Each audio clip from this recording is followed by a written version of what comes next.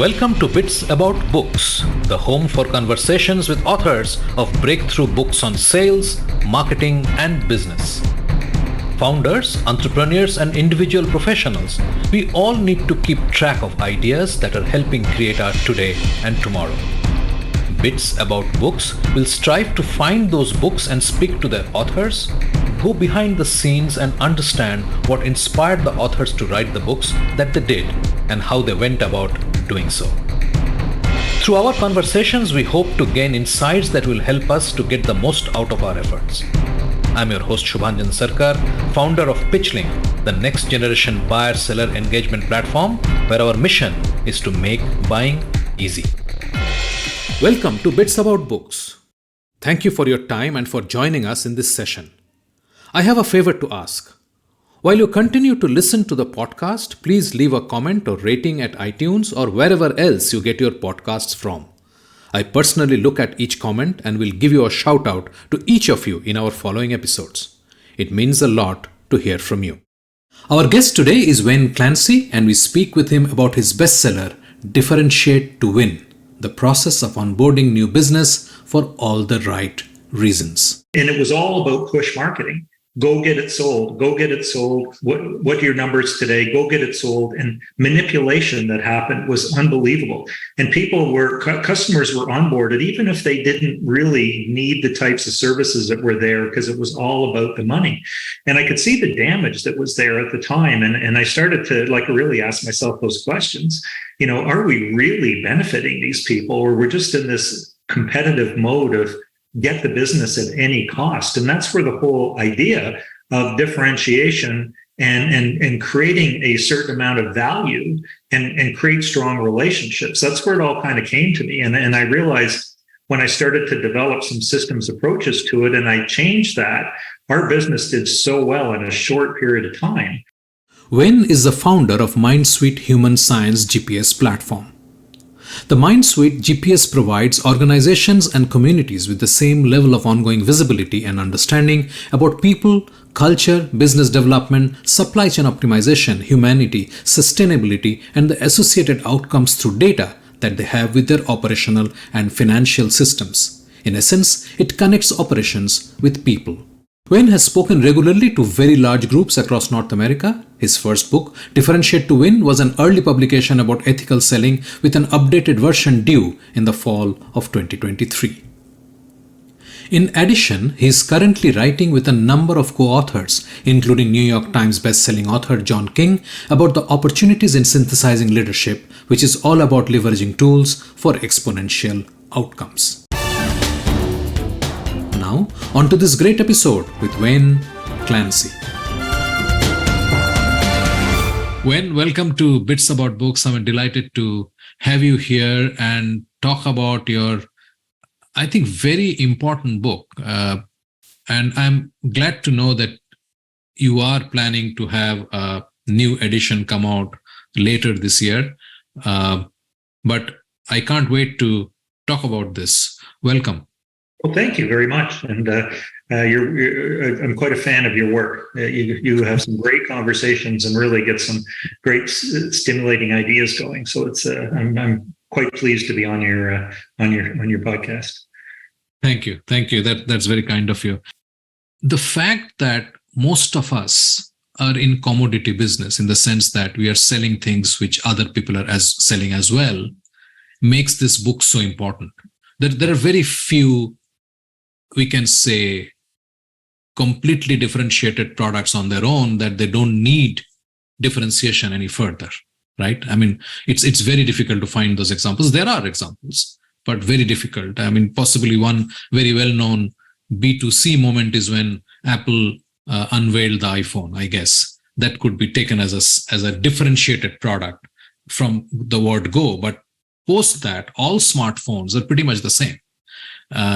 This is just for for clarifying what we are talking about here. But we are not necessarily talking of B2C. We are talking of business in general and the need to differentiate yourself.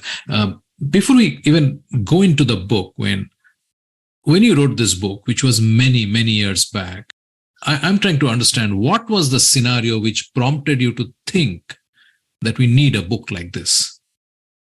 Well, it was interesting because when it was kind of a drive when I graduated. My education was in marketing, which was an interesting thing. But I also was a musician, and I played music with a good buddy of mine, and the two of us played regularly. And we got to the point of graduation, and we looked at each other and said, "Oh boy!" And in those days, you went out and got a job.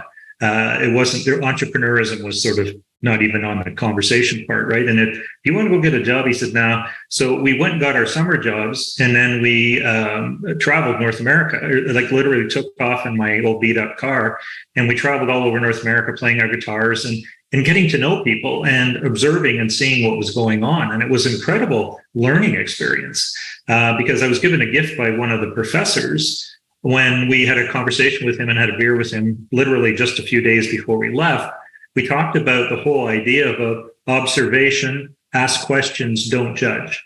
And it was such an intriguing thing. So, as we're traveling around, and every place is different, a culture is created by the people within. So we went across Canada, and there were subtle differences, but we hit the US, and it was every 50 kilometers, 30 miles, there was a different culture that was driven by the people that were there. It wasn't right and wrong.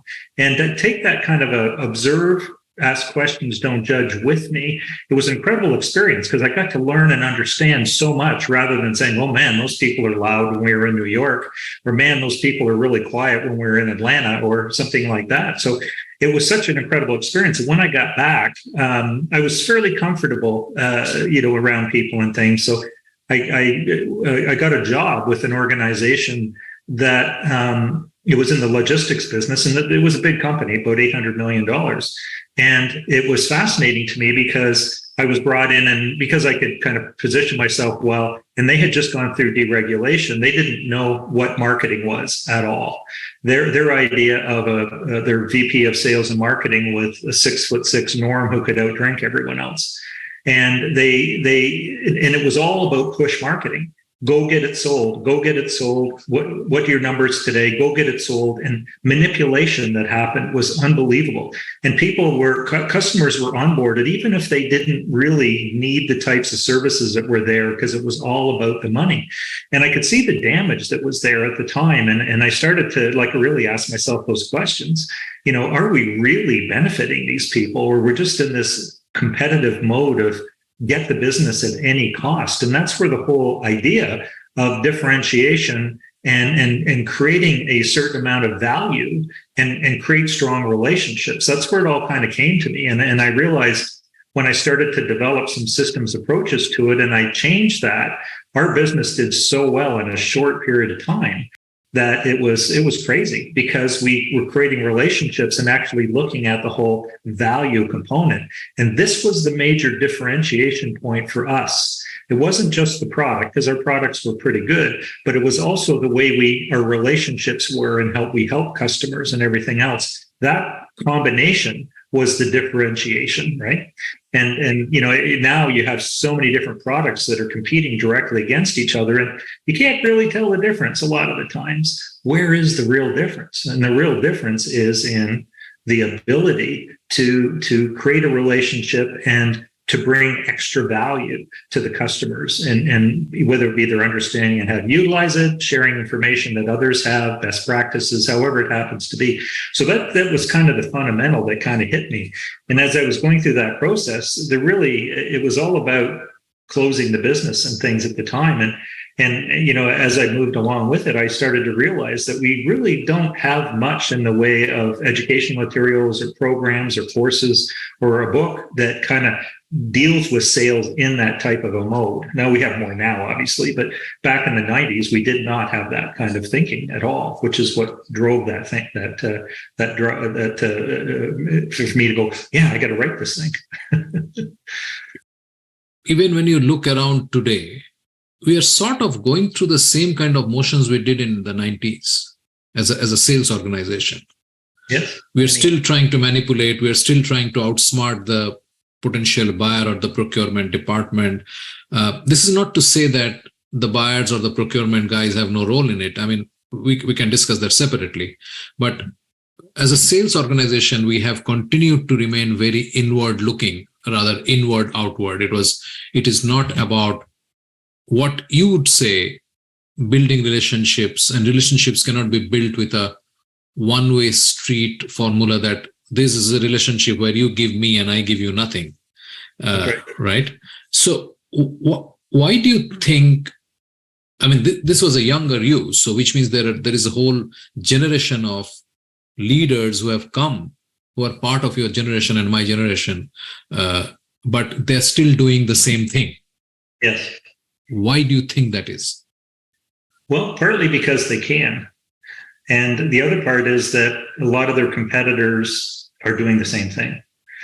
So if you're still able to compete and make a lot of money without necessarily creating the kinds of exceptional relationships that you grow with your customers, I mean, it is happening in certain areas, but certainly to your point, there is still a lot of pressure, manipulation, and making all this work.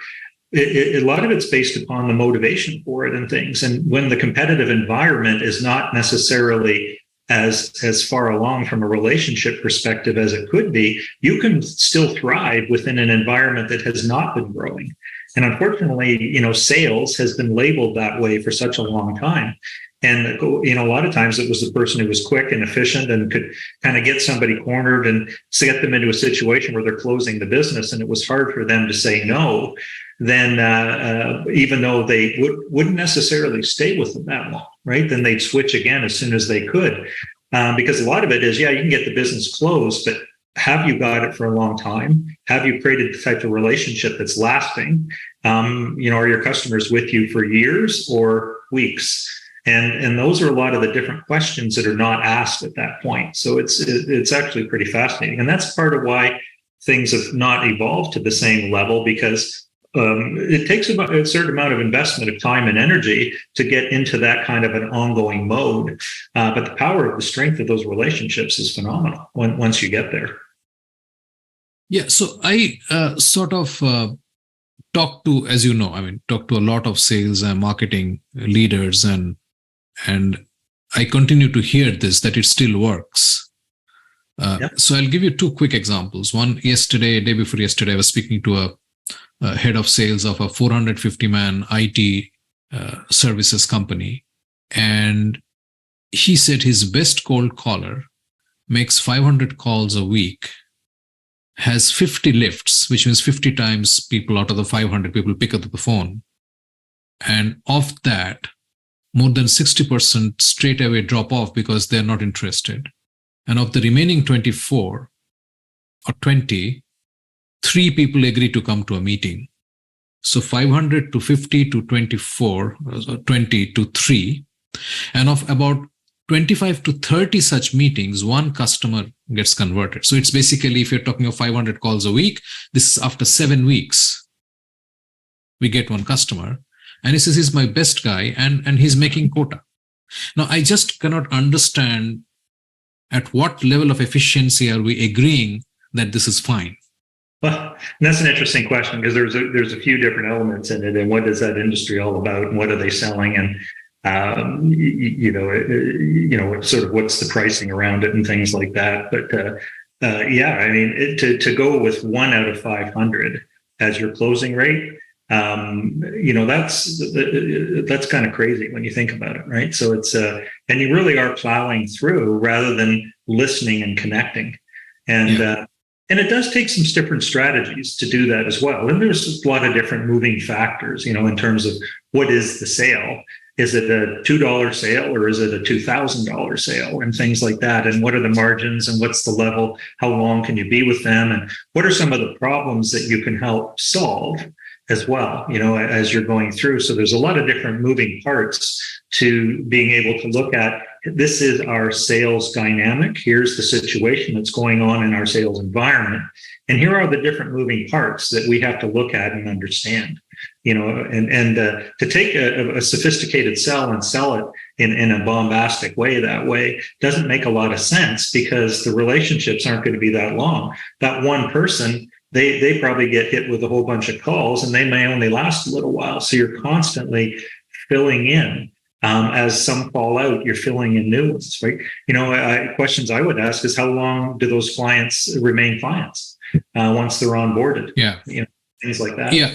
In all fairness, he did say that once they get them, they are able to retain them for a while, and they get multiple projects. But there is this point before we get into how you actually went about writing the book.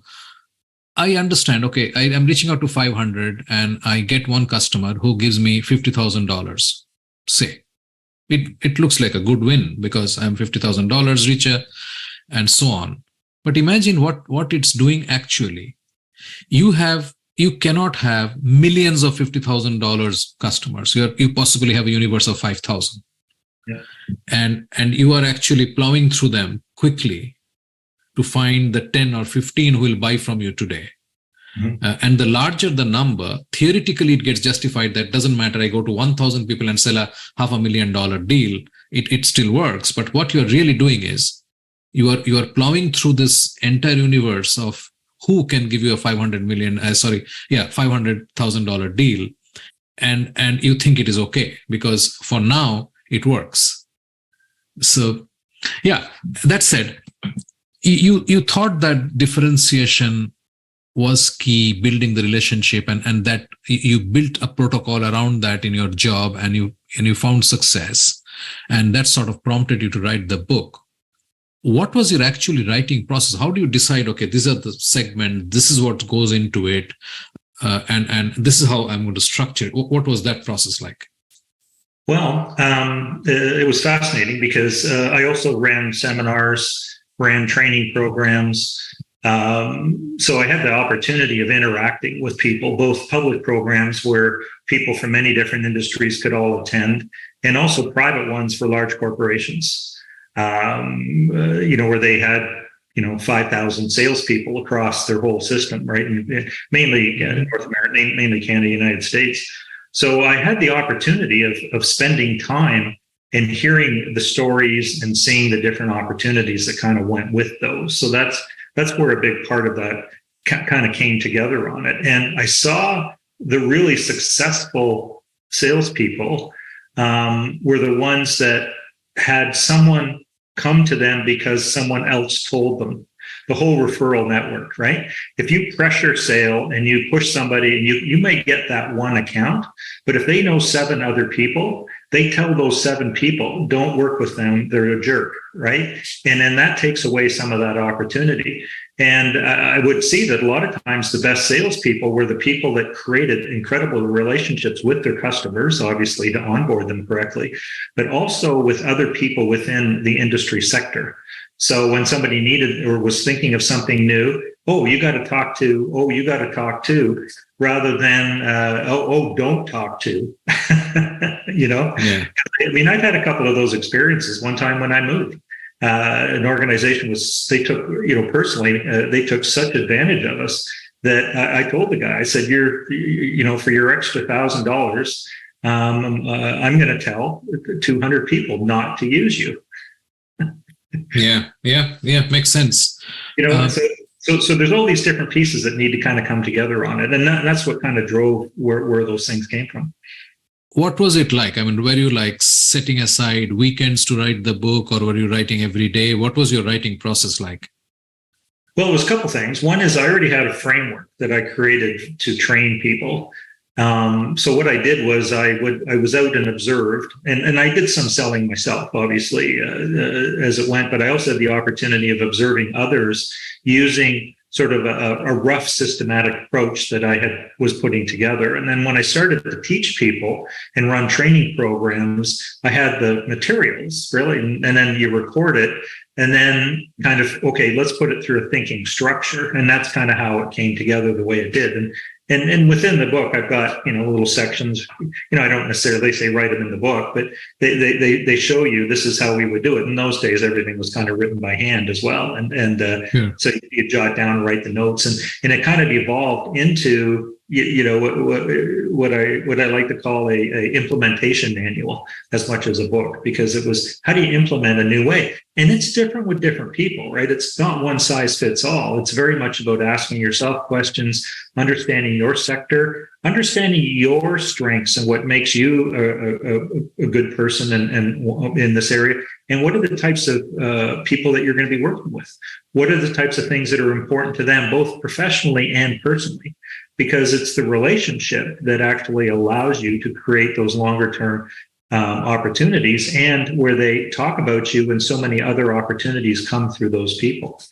It was an interesting aha experience where I had one of the salespeople, her name was Leslie back in the day, and she was just closing like crazy, and she was using the system to a certain degree. But once we really sat down to it, we looked at it, and almost 85% of her leads were from people who were currently her customers, but people weren't counting that stuff, right? And it was when you think about it, because it is about integrity and creating relationships and making sure there's a value exchange and not just I'm going to get the business, right?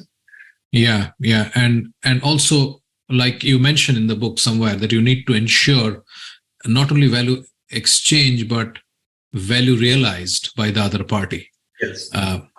I understand that. So let's get into the book. You start with what you call is, what are the new realities, right? Mm-hmm. And what do you see are those new realities which are still relevant today? Well, yeah, in our industrial world, there's still realities of uncertainty and change, and more competitors and technology advancements. And there's a whole bunch of different things that have been happening, just to different levels, right? I mean, back in the 90s, 80s and 90s and 2000s and things, different types of products and services were evolving. People were adding value to it. The market was changing. The quality of the different technology and the delivery systems, that was changing as well. And we're going through pretty dramatic change right now societally, with the COVID period and some of the uncertainty about some of the global war issues that are going on and things like that. And in the shift we're going through into what I call the AI digital age from the industrial age, right? And the industrial age is very structure oriented. You report here, people kind of understood they could do the job of the people that were reporting to them. But now we're moving into a place where a lot of the people that are doing the work, the managers can't actually do their work. And it's a very, very different time that we're shifting into, and we're triggered into it. So there's this age of uncertainty now that there was back in those days as well, with all of the different change that was going on. So it's important to embrace that. And so many people go, oh my God, things are changing. What do we do? This is horrible, all that kind of stuff, rather than saying, how can we help support this change? What do we need to adjust to help our customers thrive through this time? Is there an impact that we can have? And to ask those types of questions, even if it's simple sales, by making the process easy, by giving them easy accessibility, by making sure that their channel is full and they always have enough products, et cetera. There's so many different ways of helping that, where they can spend more of their time doing something other than managing the relationship as well, right? And that's really kind of where the new realities has come into, and that part really hasn't changed. And it's funny, you go back 10 years, people are talking about this new world. You go back 20 years, people are talking about this new world. You go back 100 years, people are talking about this new world. So we're always going to be having that. So what are these new realities that we need to embrace and be a part of? Let's talk about, finding the differentiation and sort of your differentiation process, and then we can get in a little about understanding what is the buying process and the decision-making process, and what are the elements of buying and so on. So let's start with the differentiation process as you have captured in your framework. Yeah, well, and it's a simple process, really. It's sitting back a little bit and observing and asking questions around things, and constantly doing that. Because what is it that we can do differently, Or what is it that we can do to differentiate ourselves?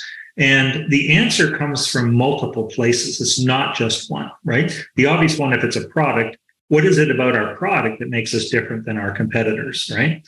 Then there's what is it about our support system that could make us different from our competitors.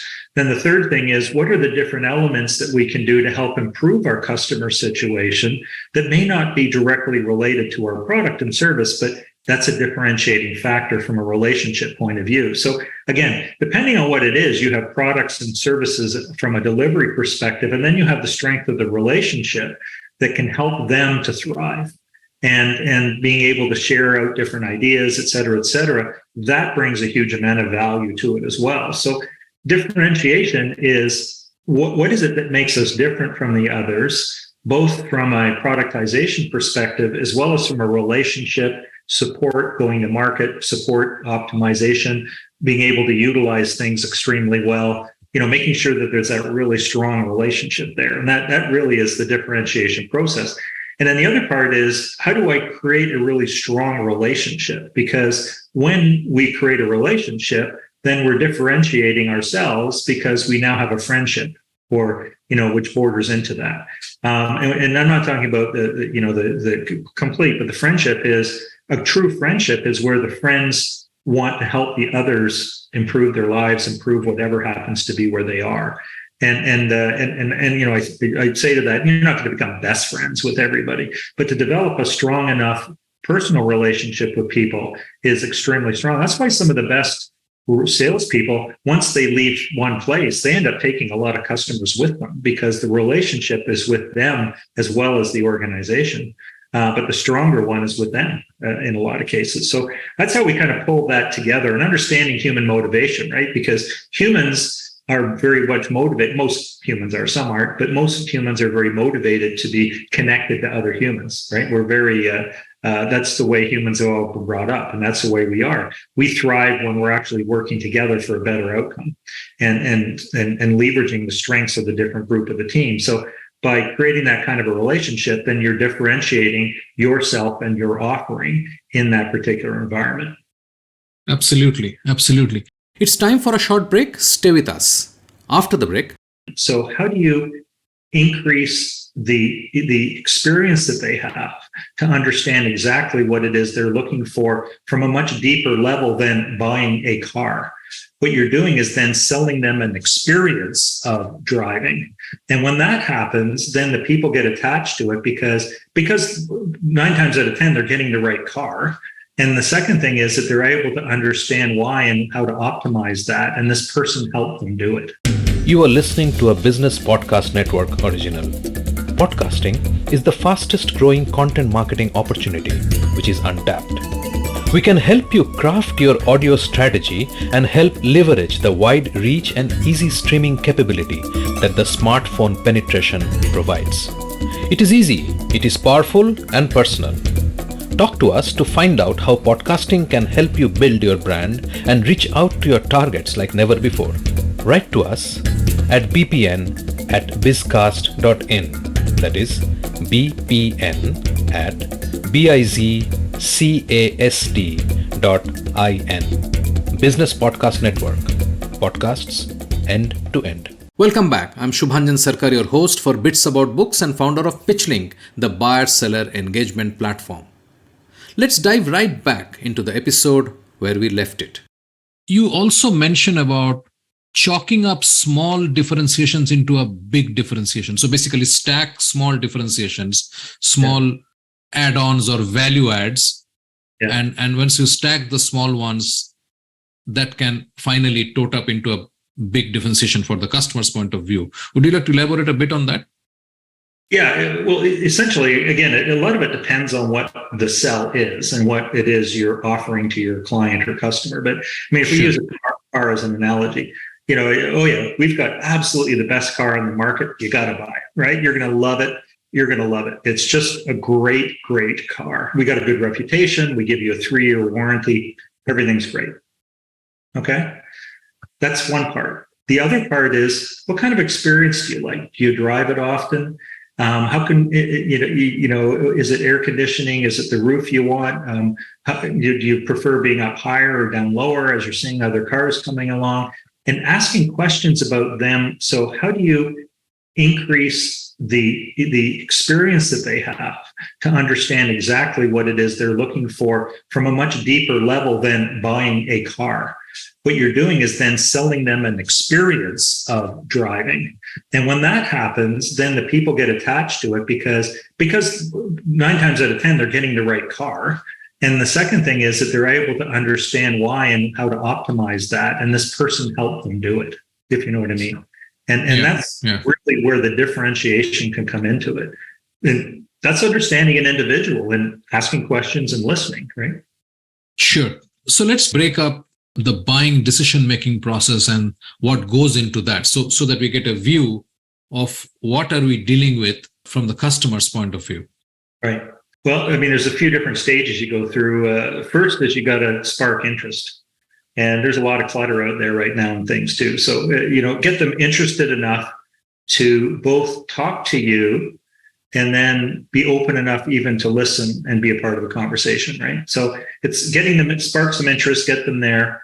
Then to me, it's been connect with them. So develop, and you're not going to be best of friends, obviously, but develop a bit of a personal relationship by asking questions, trying to understand what is it, being empathetic towards their particular situation, being an active listener and asking a lot of questions around that type of thing, and understanding their neural preferences, right? Because we all process information differently.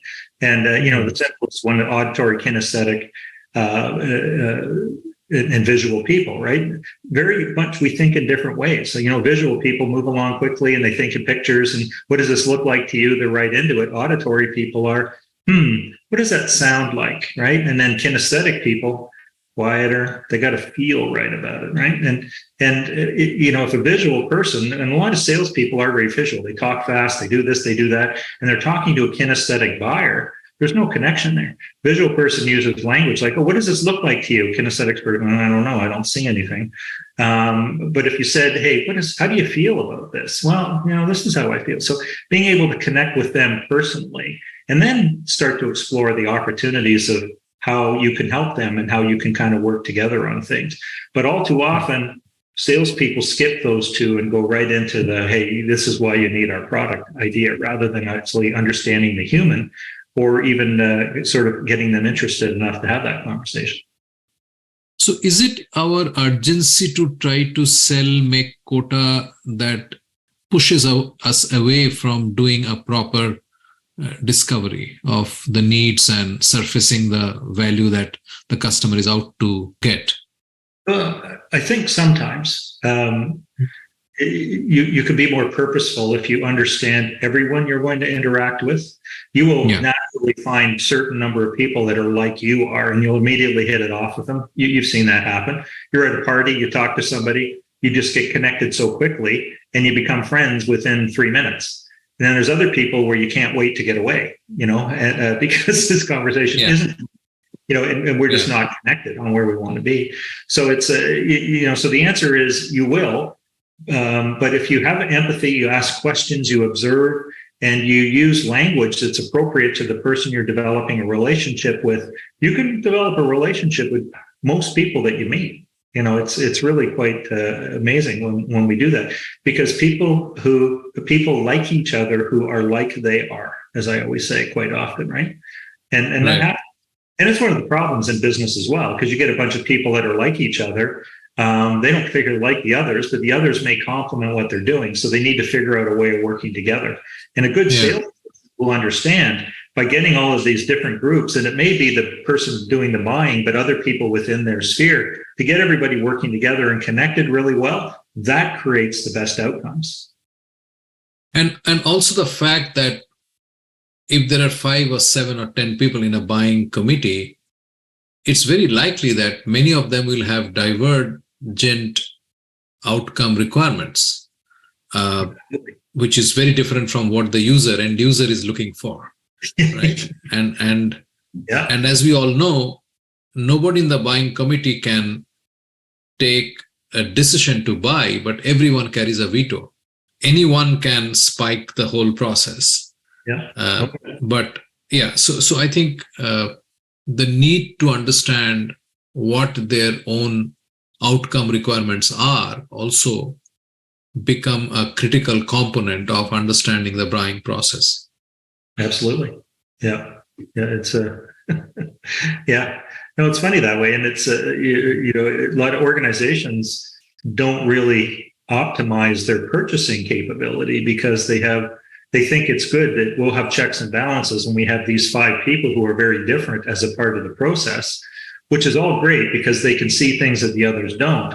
But it's all too often it gets stuck in the I'm right, you're wrong. No, this is way too much money. Yeah, but look at the value. No, we're, you know, that kind of, they get stuck as well. Yeah. So being able to facilitate that kind of commonality, and I'm not saying just get everybody agreeing for no reason, but help them understand that this is good for your customers. It's good for your organization. It's good for your bottom line. There's efficiency here. There's financial outcomes, you know, all the different types of things that are required, and get that group actually collaborating on those types of conversations. You know, a lot of the workshops I ran were helping salespeople facilitate purchasing groups and getting them on side, not necessarily pushing the product, but making sure there's great clarity on what the outcomes are that the company's looking for through this particular purchasing channel that they're going through.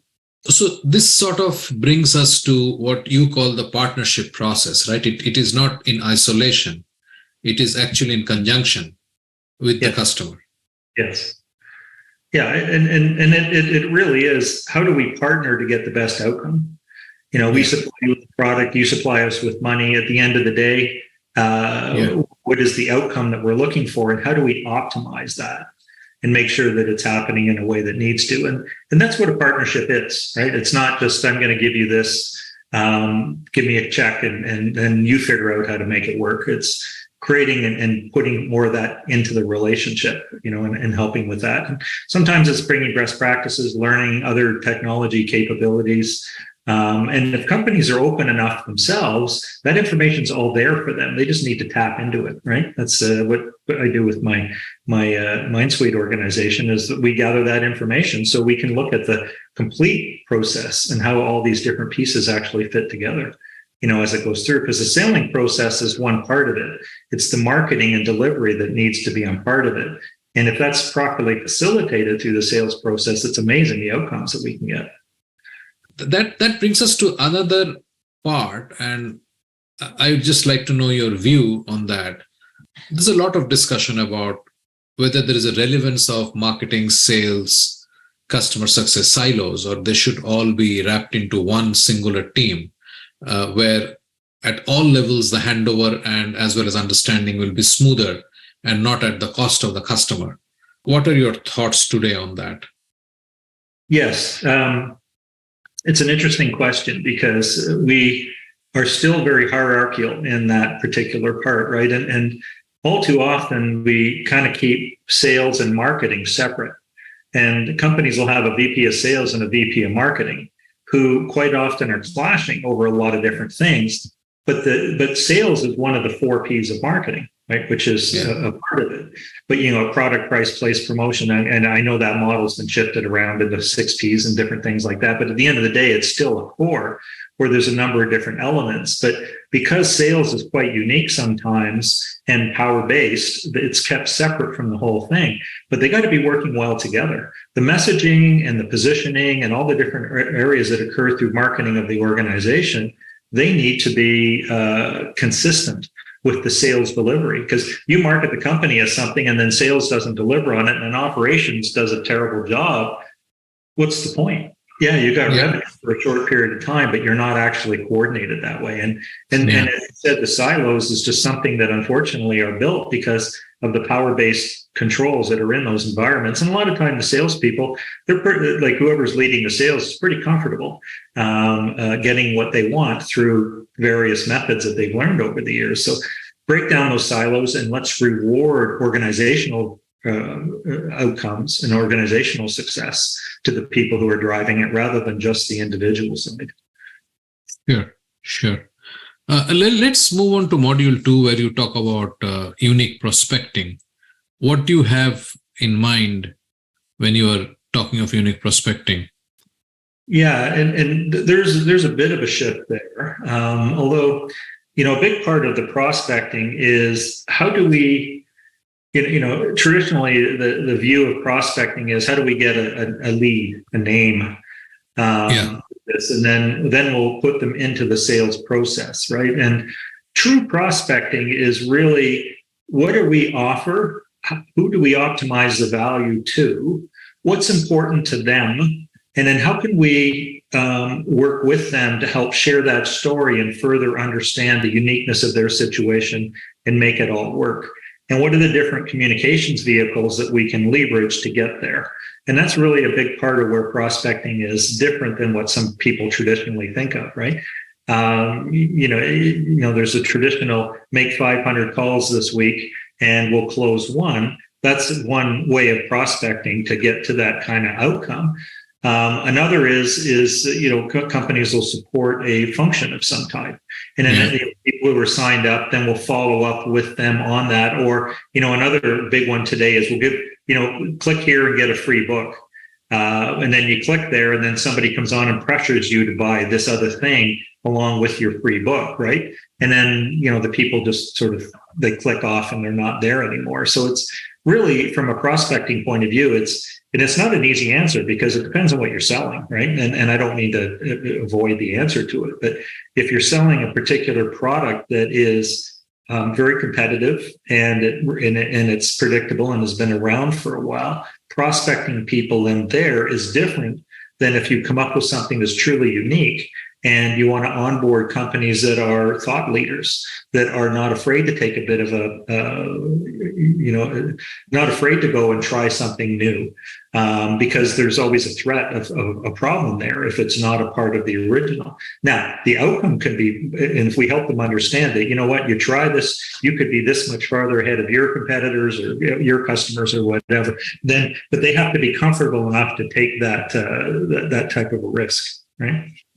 So, it's getting someone's attention for the right reason, rather than, calling them 75 times and leaving 45 messages. I get that. If the name doesn't come up on my phone, I don't answer the call.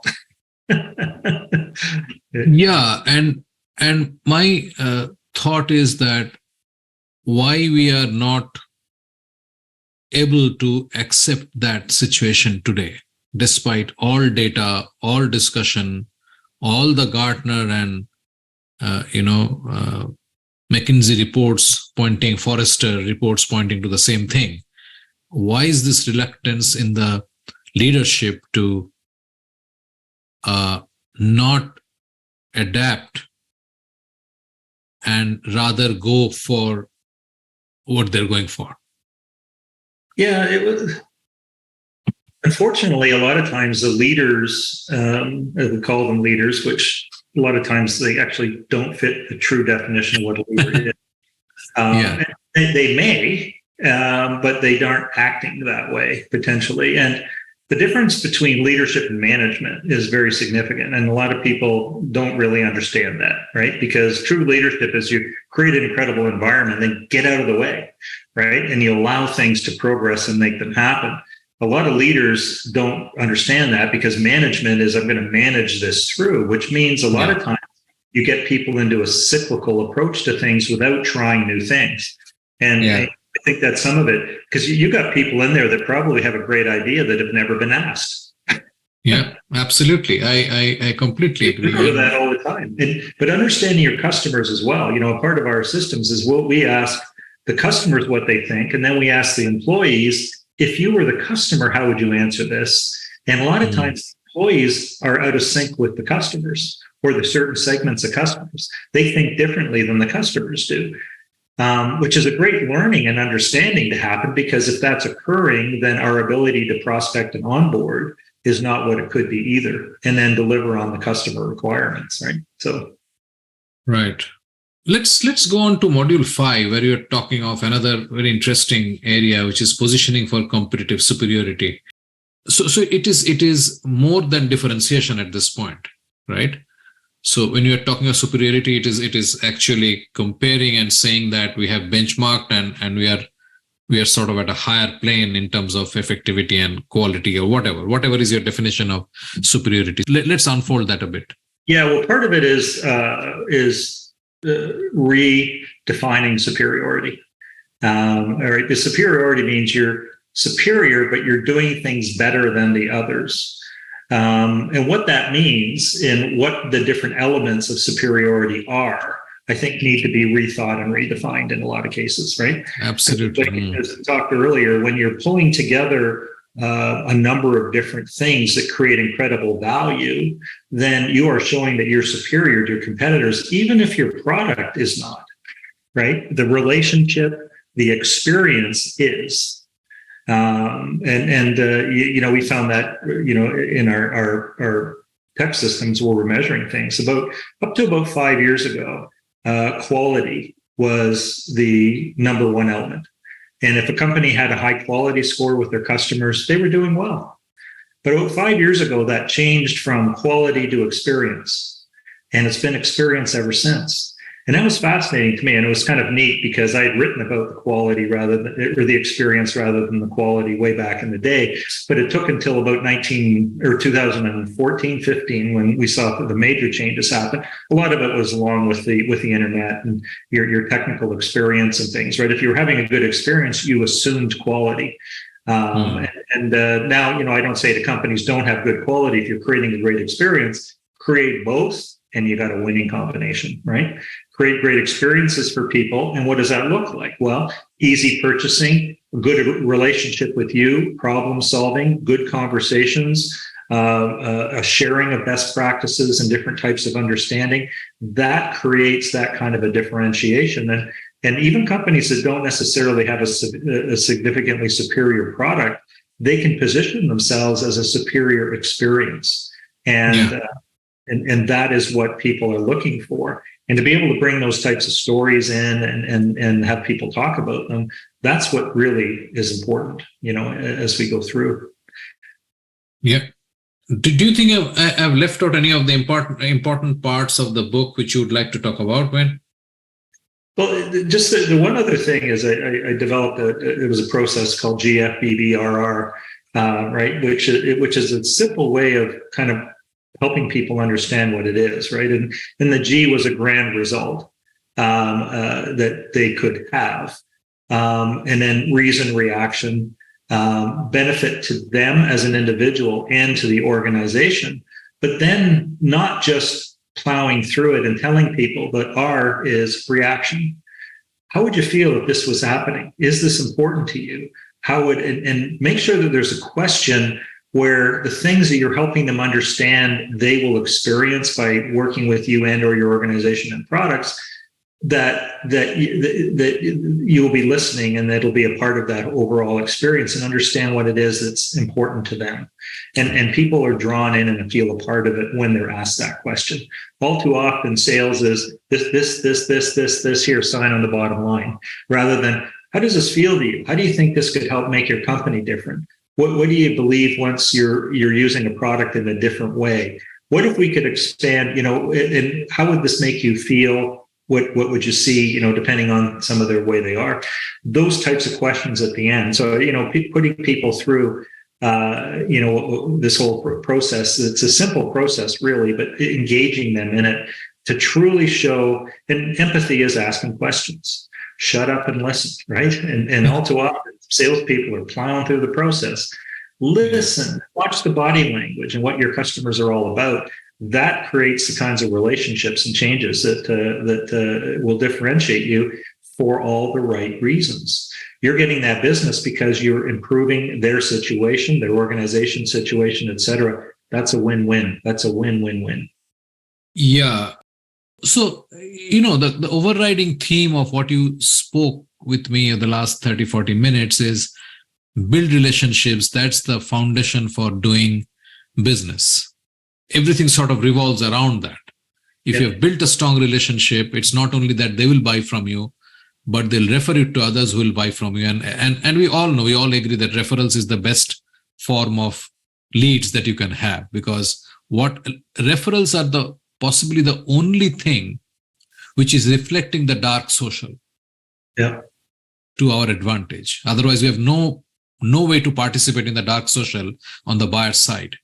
The Right. buyer is talking to his colleagues and friends in his WhatsApp. We'll never have access to that. Yeah. And the only way to sort of see something come our way is when they give us references, and Tom says, hey, Shivanjan, you should meet with Wayne, and he has written this beautiful book, right? So it really works that way. So the question is, when we all know that building relationships and trust, and this is my final question to you, building relationship and trust is at the core of doing business, we still do things every day. And to just give a small example, we think nothing about surreptitiously tracking buyer interaction with our mail or our collaterals without taking permission. And we believe that we're going to build trustworthy relationships with them. Why are we doing that? Well, I think our world has become increasingly automated. And there's a certain amount of belief that rather than distill quality at this level, you got to have a large volume. And if you have a large volume, you'll get enough to make it through, right? And with technology and things, I think it has shifted that a little bit. When at the end, and when I say relationship too, just to make sure there's a definition there, it's not necessarily one-on-one, you and I having a close relationship where we can talk about things, because if it's a small sale and it's relatively like once a year and it's not all that big in things, the relationship could be with the organization, right? Which is why really effective marketing quite often is marketing that shares stories of others, that engages people, that invites them to an online session where they can learn more, et cetera. So the relationship can be both human and organizational. And that's at the core of it. And if somebody has a relationship that they feel is strong enough, they'll listen to an individual, and in a lot of cases, they'll make decisions based on that. Or there's trusted organizations who have that external brand that is supported by consistency with the sales and marketing groups that create the kinds of relationships that they're looking for. But at the end of the day, we as a human, we need to feel that relationship with whoever we're buying from. Now, if we don't, we may have to buy something and you order it or whatever, but then next time you need to buy it, if someone else is 10 cents less, you buy it there, right? Whereas if I had a great experience and, oh yeah, that's only an extra $1, I'll just buy it there still, or whatever happens to be, if you're online or anything like that, yeah. It's where it is. So it's all about the relationship that the person has with the person and or the product or service and or the brand as it goes, which also fits with your ability to recruit too, right? Which is a whole other conversation, because the brands are now intertwined to a certain degree, and being able to bring in and keep talent, keep those good salespeople and bring them in, you need to create a strong relationship with them and give them the opportunity of being able to create strong relationships amongst each other, as well as with the customer base, as well as organizationally. You create that triad of relationships. Best salespeople love being there. They're going to deliver high end, and the customers win, and it's a win for everybody. Win, win, win. Bits About Books is brought to you by PitchLink, the buyer-seller engagement platform. PitchLink makes buying easy by enabling high-quality engagement between buyers and sellers through its presentation and discussion modules. Sellers create customized sales narratives using sales collaterals and personal videos, and reach out to prospects through a non-intrusive, buyer-qualified engagement. PitchLink requires no installation or download and holds the entire repository of sales collaterals and buyer-seller conversations. Talk to us to know more about how you can engage with customers without intrusion. Call us on 99021 631 32. And there will be companies that are still successful doing it the old way because they don't necessarily have enough competition.